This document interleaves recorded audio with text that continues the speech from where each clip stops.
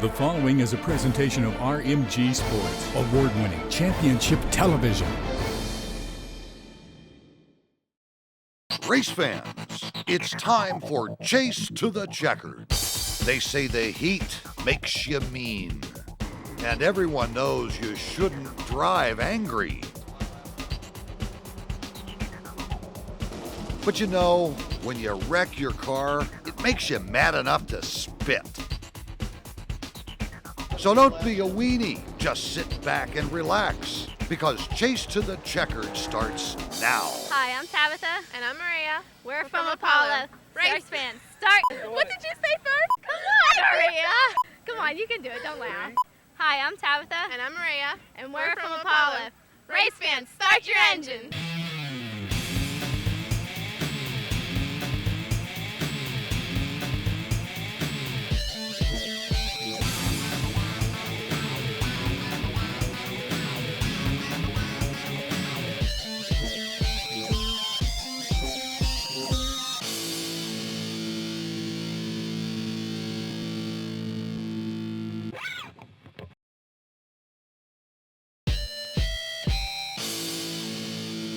Race fans, welcome back to Chase to the Checkered.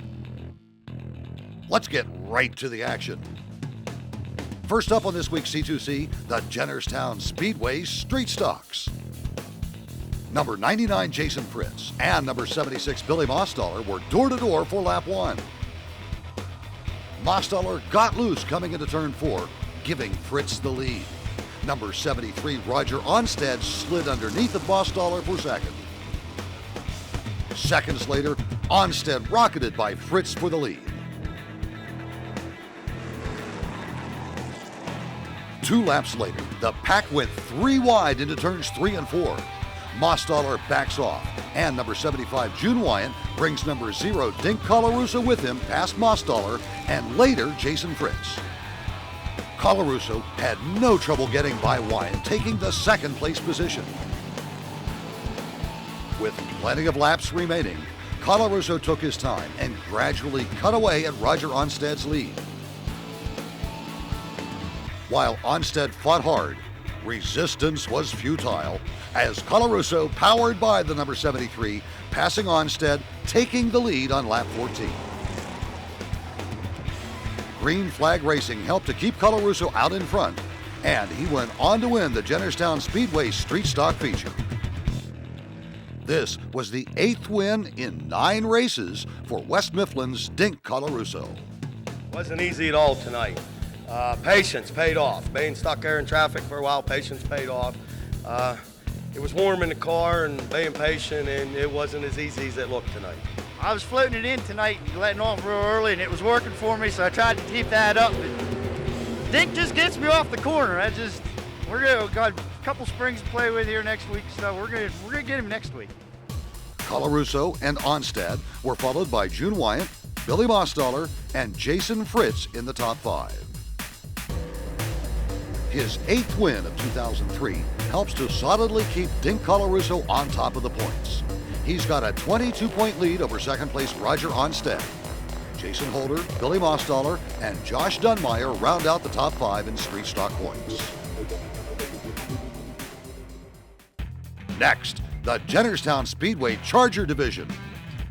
On lap 2, number 74, Phil Grubbs, motored past number 22, Dwayne Knoll, taking the lead. As they approach the halfway point, Knoll has trouble in turn 2. Number 24, Chantal Germick, is there to attack for the position, but Knoll stays on the gas and keeps Germick in 3rd. For the rest of the race, Germick had one eye on Knoll and the other eye on the rearview mirror, since number 27, Greg Presner, was trying to take her position. Meanwhile, leader number 74, Phil Grubbs, held his lead through lap traffic and won the Charger feature with Dwayne Knoll right behind him. This was Haas's 2nd win of 2003 at Jennerstown Speedway. Always one time I messed up one time racing, and Bill said, act like you're right on your bumper, and that's what we try to do. So you're basically running as fast as you can with nothing in front of you. No, just go as hard as you can, try to hit your marks and put it there. I knew everybody else was loose. I know Haas got loose a few times. I thought I could slide in underneath them, and then I got loose. But I know Chantel and Greg Fraser were back there. Them two were tough. So who took third? It's too close to call and worthy of a C2C second look. It's even too close to call with a C2C second look.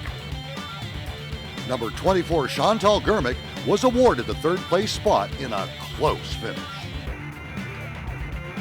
I'd try to move up or go down. Greg would be either up or below me, and I had to try to keep him off of me. So third was good tonight. I'm just trying to stay consistent and keeping up in the points. Them three were actually battling really well. I was just waiting to really get into there, but I couldn't find that little edge. The car was really good, though. I was hoping to do a little better, but hey, I'll take a fourth. Scott Bowman rounded out the top 5 finishers in the Jennerstown Speedway Charger feature. Her third place finish keeps Chantal Germick on top of the Charger points. Phil Grubbs and Greg Praisner are both just 12 points behind. Mike Stevens, Rick Phillips, and Andrew Kostelnik round out the rest of the top 5 in points. Coming up on C2C, we've got the highlights from the Jennerstown Speedway Modifieds, the Tommy Gale Hallmark Trailers Pro Trucks, and so much more. But first, it's time to see if you can make the connection. Brought to you by RaceFansConnect.com, the ultimate place to meet race fans. Here's an easy one for you this week. What is the exact distance around Jennerstown Speedway? Is it a quarter mile, half mile, 0.522 mile, or 3/8 of a mile in length? We'll have the answer later on Chase to the Checkered. We'll be right back to C2C after these words from our sponsors.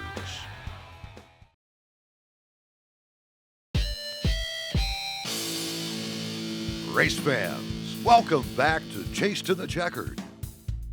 In last Saturday's men's enduro feature, Somerset's Greg Lohr took home the trophy.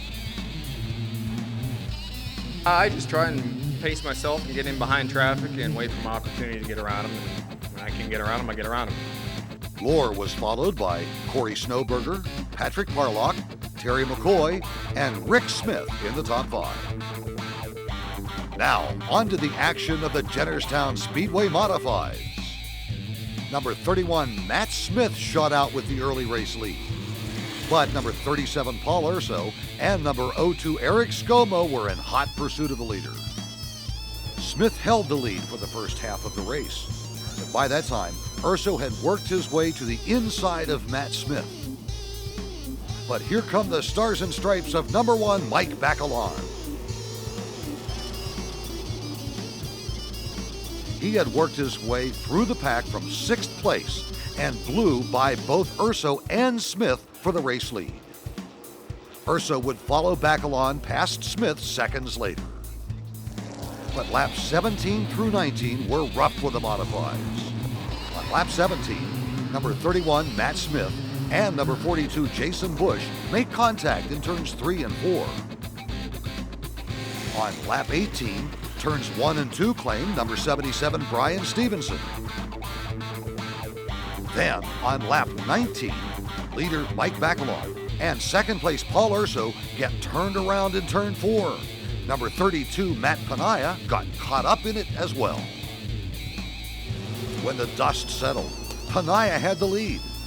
But Mike Bacalon was chomping at the bit to get past a loose number 42, Jason Bush, on his way back to the front. Bacalon got by Bush. Paul Urso and Matt Smith rifled by shortly thereafter. With 2 laps to go, Bacalon used the high groove and said bye-bye to Matt Panaya. Paul Urso followed the number 1 by, but Panaya shut the door on number 31, Matt Smith. That's how they would line up to follow Mike Bacalon across the start-finish line. It was Bacalon's 3rd win in 9 races in 2003. There's 2 grooves on this racetrack. It's a very good racetrack. You got to race in both grooves. A lot of people want to stay on the bottom, and hey, you want to stay on there, that means I'll pass you on the outside. I changed my line going in, you know, I was trying to protect the inside. I knew Mike would be coming, and I knew Paul would be coming, and sure enough, here they come. Matt Smith finished 4th in the feature. 2 weeks ago, he was briefly hospitalized after an incident going into turn 1. I feel fine. I guess the biggest thing that stayed with me was my neck hurt. It still hurts a little bit now. When I come in and Dad tells me that I was leaving him until the tire started going down, I hate that.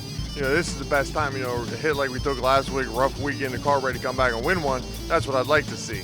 But instead we got stupid things like this. Mike Bacalon, Paul Urso, Matt Panaya, Matt Smith, and Jason Bush round out the top 5 finishers. In the modified division points, Mike Bacalon is 10 points ahead of second place Paul Urso. Matt Smith, Jason Bush, and Brian Stevenson round out the top 5 in points. Next up, the heart-pounding action of the Tommy Gale Hallmark Trailers Pro Trucks. As the Brooks Automotive Group pace car dipped into the pits, number 96 Todd Price and number 97 Jason Lasky led the field to the green. Lasky took the lead on the following lap. 2 laps in, number 8 Marion Reno Jr. got by number 16 Eugene Ciferno, sending Ciferno to 5th. 4 laps later, Todd Price began to slow. Number 20 Josh Kokenauer got by, taking 2nd from the division points leader. Price would bring his truck to a stop along the wall, waiting for the yellow flag so he could safely pit. He had broken a sway bar, taking the number 96 truck out of contention for the win. On the restart, Johnstown's number 97 Jason Lasky and Somerset's number 20 Josh Kokenauer took off fighting door-to-door for the lead. This Route 219 rivalry would keep the crowd on the edge of their seats, maintaining their side-by-side battle for nearly a dozen laps. On lap 17, Kokenauer used the lap truck of number 51 Dave Manns to scrape Lasky off his side, and the number 20 leaned out with the lead. But a lap later, Lasky was right back alongside of Kokenauer, resuming their fight for the prize, with number 16 Eugene Ciferno not far behind. As they came to the line, Kokenauer used the outside line and took the checker. Let's take a C2C second look. After over a dozen laps of door-to-door racing, Josh Kokenauer won the feature by about a yard. This was the Somerset driver's first victory of 2003 at Jennerstown Speedway. Jason, one heck of a driver. He'll give you room. And hats off to all these guys in the truck race. When you're fast, they'll let you by, and they would re-like it and then return. Josh ran a real good race. He's one of the few out here that I don't have a problem. I'd run 25 laps side by side with him. He's got a lot of respect for his equipment, for everybody else's equipment. He's a good, clean racer. We were looking for an opening. There was just a hint of an opening. We were going to try to get in there and make our move with it. Unfortunately, Josh and Jason, they just battled side by side the last 10 or 12 laps and didn't give us an opportunity to get in there. It wasn't too bad. We were up the 3rd, I think, then the caution come out, so we thought we'd sneak in and try to make a little change, see if we can make a little better to go after Jason. We made a little bit better, but not quite good enough, and we were kind of mired where we were at. This old truck's got 32 wins in it, and next week we'll have the new one out. Kokenauer, Lasky, Ciferno, and Reno were followed by Derek Wink in the top 5 feature finishers. In the Tommy Gale Hallmark Trailers Pro Truck Division points, the last place finish was costly for Todd Price. Jason Lasky was able to leap over Price and now holds the lead by 4 points. Marion Reno Jr. is not far behind in 3rd. Josh Kokenauer and Adam Kostelnik round out the top 5 in points. Coming up on C2C, we have the highlights from the PA Legacy Series and the Rolling Rock Late Models. Plus, we'll take a look at what's coming up at Jennerstown Speedway. And we think you'll like what we have to tell you. But first, it's time to see if you can make the connection. Brought to you by RaceFansConnect.com. What is the exact distance around Jennerstown Speedway? Is it a quarter mile, half mile, 0.522 mile, or 3/8 of a mile in length? We'll have the answer coming up on Chase to the Checkered. We'll be right back after this.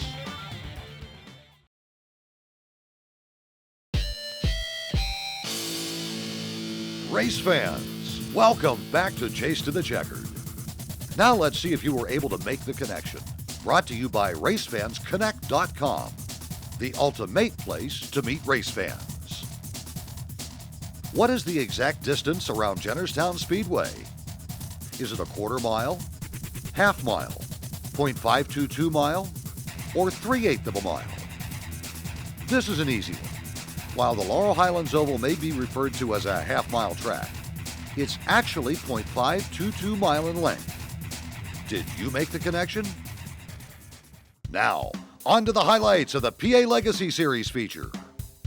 When the green fell, Randleman, North Carolina's Mark Howard in the number 7 shot out from the pole with the lead.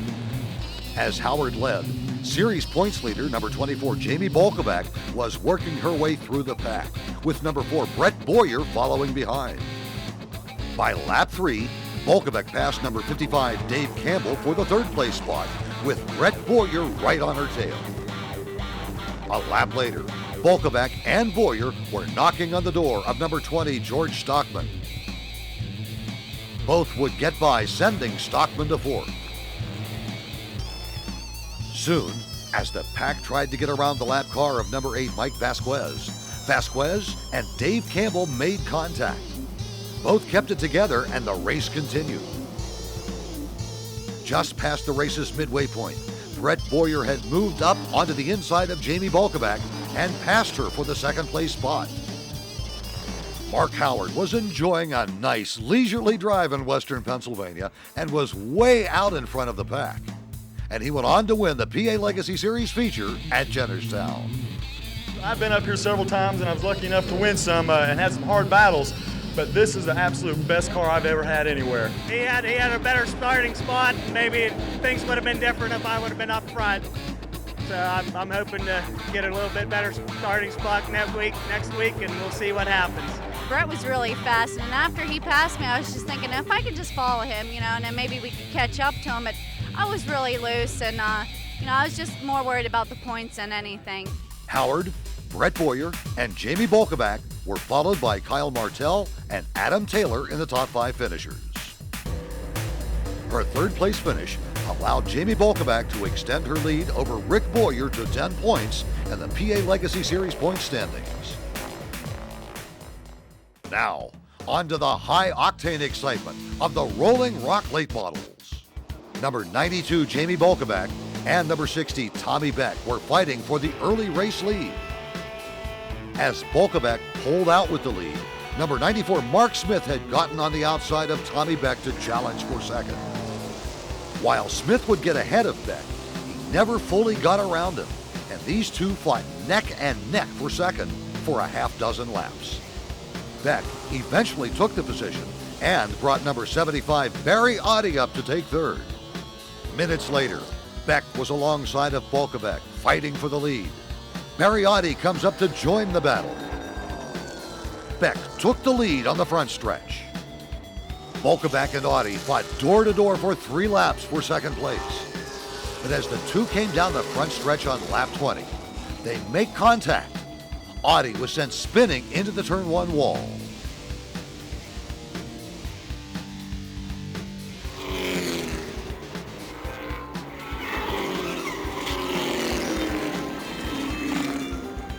Oddie climbed out and was okay, which was more than we could say for his late model. On the restart, number 60 Tommy Beck again ran off with the lead. Number 11 Bobby Henry was quick to get past Bolkovac for 2nd. Then number 31 Mark Catone came up on Bolkovac to challenge for 3rd. He got by seconds later. On lap 36, Bobby Henry came alongside of the leader Tommy Beck, used the low groove, and passed him, taking the lead. A few laps later, number 31 Mark Catone mimicked Henry's move and passed Beck for 2nd. The number 11 moved out ahead, and Bobby Henry won the Rolling Rock late model feature. This was the first win of 2003 for the Connellsville driver. Yeah, it's about time. We've been working hard at it, getting closer and closer every week, and still not quite right, but I'm going to take the win tonight. And that's a pretty tough race out there. You can see the competition side by side, bumper to bumper, and in order to finish first you must finish. We had a good car, just riding our way through one at a time, and luckily we were able to get there at the end. The car ran very well up until about 15 laps to go, and you could feel the tires let out in the car. It loosened up, but up until that point, I think the car was strong enough to win tonight.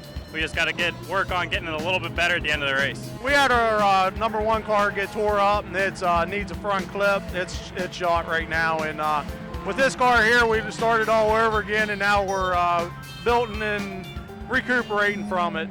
Snooky Williams rounded out the top 5 finishers of the Rolling Rock late model feature. While Barry Audi had something to say to Jamie Volkovac, he chose not to speak with the C2C crew. I have my own point of what I thought happened, and I'm sure he has his own point. You know, he probably thought I took him out, and and I, probably think that he crowded, but I don't really, want to badmouth or nothing. I mean, like I said, it's just close side-by-side racing. Despite his 7th place finish in the feature, Neil Brown remains on top of the Rolling Rock late model division point standings. You've got to get to Jennerstown Speedway tonight. The Rolling Rock late models will be racing in the AC Delco Wheeler Brothers 100.